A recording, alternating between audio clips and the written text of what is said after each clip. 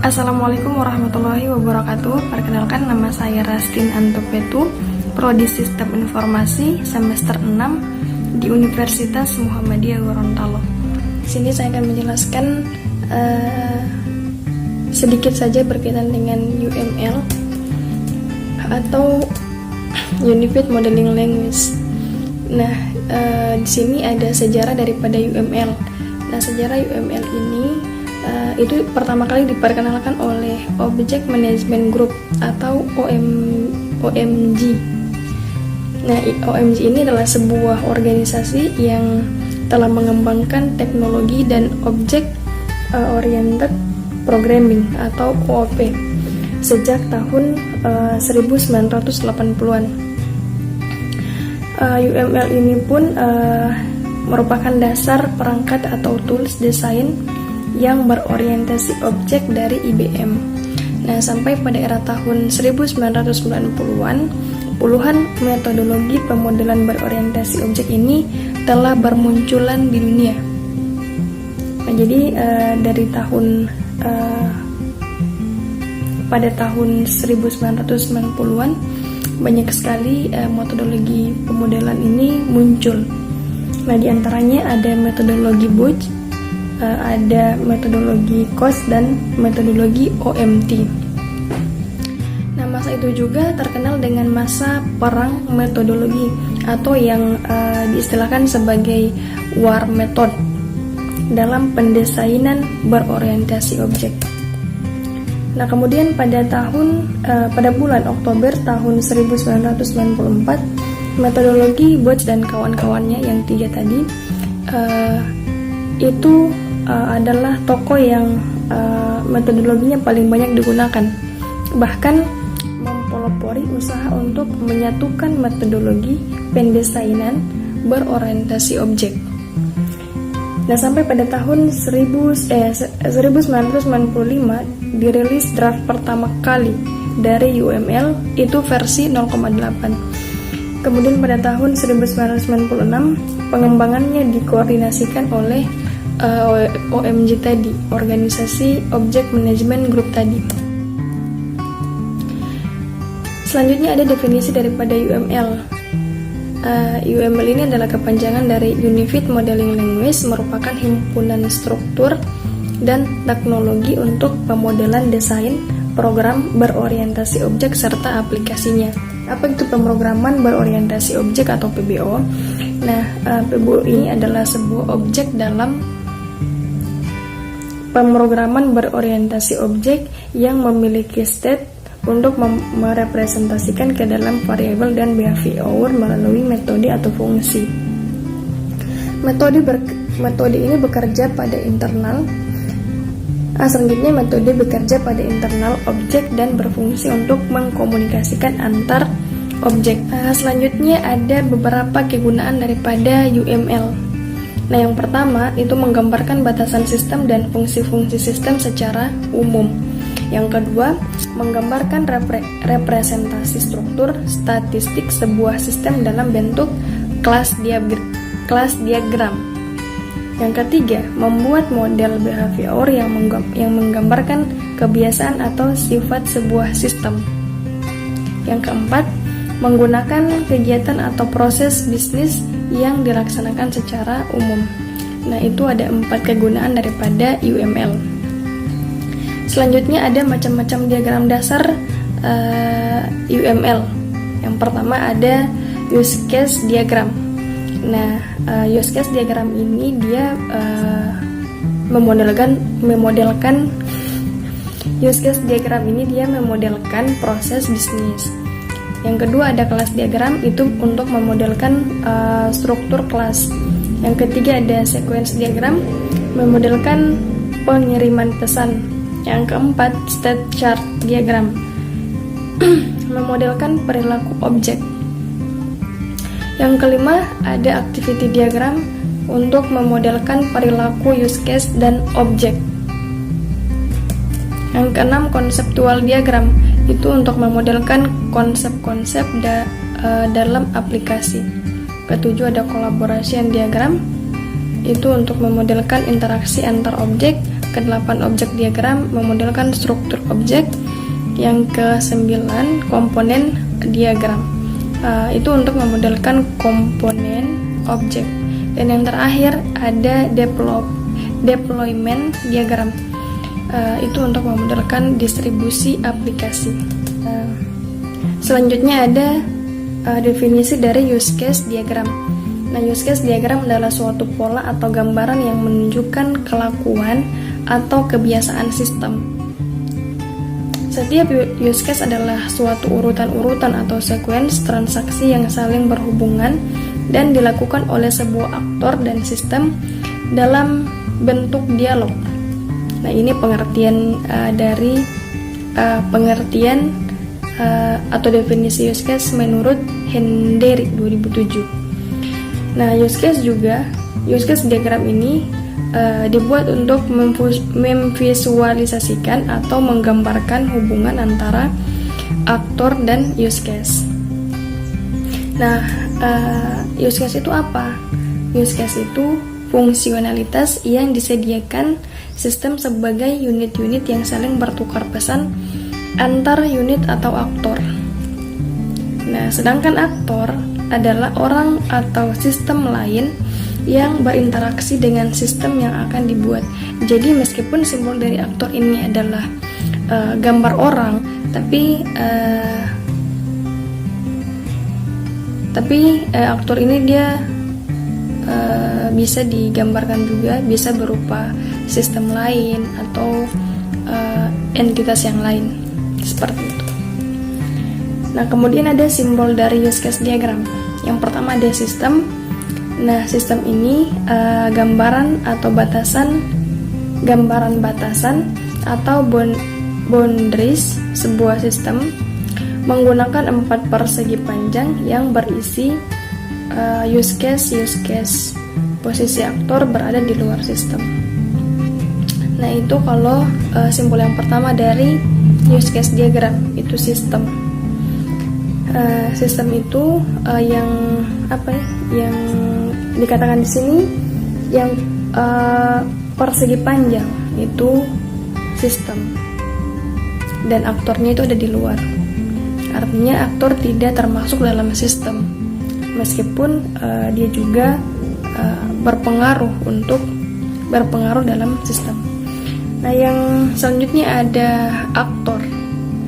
Nah, aktor ini adalah user yang menggunakan sistem. Nah, jadi aktor ini memang benar dia di luar sistem, tapi dia juga yang menggunakan sistem gitu. Yang ketiga ada use case. Nah, use case ini dia menggambarkan fungsi-fungsi dari sistem. Kemudian ada relasi. Relasi di sini ada beberapa. Yang pertama itu ada include. Nah, pengertian dari relasi ini adalah relasi atau hubungan antara aktor dan use case dengan sebuah garis sederhana. Nah, di sini ada beberapa bentuk daripada relasi. Ada yang include, itu garisnya putus-putus. Ada yang extend, sama garisnya juga anak panah, tapi garisnya itu putus-putus. Kemudian ada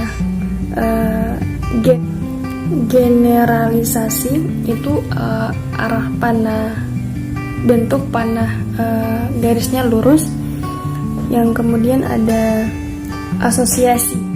Asosiasi ini dia ada garis, terus ada apa lagi nih? Dia garis lalu ada sempat terputus lalu disambung lagi. Nah, itu asosiasi.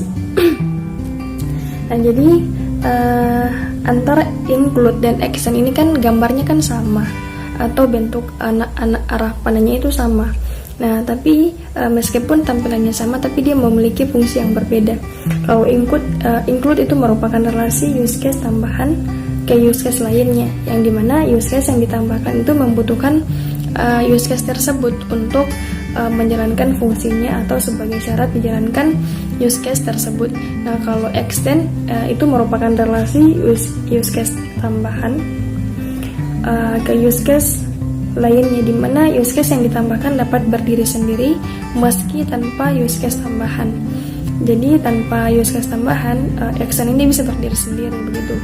Nah, bedanya juga terletak pada letak panahnya. Kalau include itu panahnya mengarah pada use case yang dipakai, sedangkan untuk relasi extend itu panahnya mengarah pada use case yang ditambahkan. Itu perbedaannya. Nah, kemudian ada generalisasi ini itu merupakan hubungan generalisasi dan spesialisasi umum atau khusus, umum dan khusus antara dua buah use case, di mana fungsi yang satu merupakan fungsi yang lebih umum dari yang lainnya, lalu arah panah mengarah pada use case yang menjadi generalisasinya. Kemudian ada asosiasi, itu merupakan komunikasi antara aktor dan use case yang berpartisipasi pada use case diagram atau use case yang memiliki interaksi dengan aktor. Nah, asosiasi ini merupakan simbol yang digunakan untuk menghubungkan link antar elemen. Nah, jadi itu simbol dari use case diagram. Kemudian ada langkah-langkah menggambarkan use case diagram. Ada beberapa langkah-langkah, ada 4 langkah-langkah dari use case diagram dalam menggambarkan use case diagram. Yang pertama itu pendefinisian aktor, yang kedua pendefinisian use case, yang ketiga pembuatan use case skenario, yang keempat menggunakan use case diagram. Kemudian ada definisi dari sequence diagram. Nah, sequence diagram ini adalah suatu diagram yang memperlihatkan atau menampilkan interaksi-interaksi antar objek di dalam sistem yang disusun pada sebuah urutan atau rangkaian waktu. Nah, interaksi antar objek tersebut termasuk pengguna, display, dan sebagainya berupa pesan atau message. Ini definisi menurut Hendry 2008. Kemudian ada kegunaan dari sequence diagram.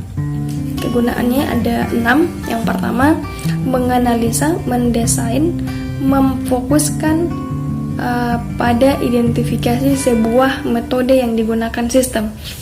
Yang kedua, sebagai alat yang mengkomunikasikan kebutuhan rekrutmen kepada bagian teknis. Sebab diagram ini lebih mudah untuk dibaca dan diimplementasikan. Yang ketiga, salah satu jenis diagram yang sangat cocok digunakan untuk mengembangkan model deskripsi use case menjadi sebuah spesifikasi desain. Yang keempat, sequence diagram digunakan untuk menggambarkan dan memodelkan use case. Yang berikutnya berguna, yang kelima ya, berguna untuk memodelkan sebuah logika dari sebuah metode, operasi, function, ataupun prosedur. Yang keenam, digunakan untuk memodelkan logika dari service. Kemudian simbol-simbol dari sequence diagram. Nah, simbol sequence diagram ini yang pertama itu aktor. Aktor ini adalah orang, proses, atau sistem yang berinteraksi dengan sistem. Maksudnya sistem lain yang berinteraksi dengan sistem begitu. Nah, di aktor ini dia itu ada bisa juga berupa entitas saja yang simbolnya itu persegi panjang, kemudian di dalamnya itu ada nama aktor yang digarisbawahi. Nah, itu kalau aktor. Selanjutnya ada objek. Nah, objek ini adalah komponen berbentuk kotak yang mendemonstrasikan sebuah objek berperilaku pada sistem. Yang selanjutnya ada lifeline atau garis hidup. Nah, dia berbentuk putus-putus yang berfungsi sebagai aktivitas dari sebuah objek. Nah, selanjutnya ada activation. Activation ini dia berbentuk kotak persegi panjang, berfungsi merepresentasikan waktu yang dibutuhkan oleh sebuah objek untuk melaksanakan tugas ataupun perintah secara lengkap.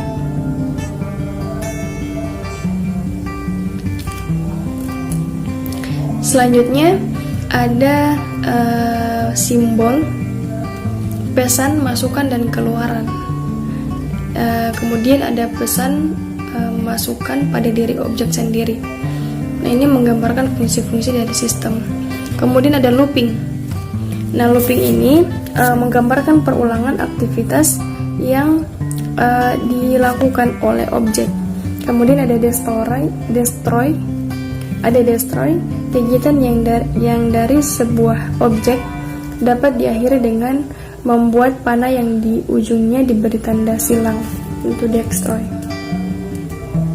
Nah, jadi mungkin hanya itu saja yang bisa saya sampaikan di video kali ini.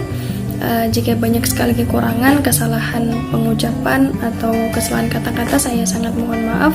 Sekian dulu dari saya. Saya ucapkan banyak terima kasih. Wassalamualaikum.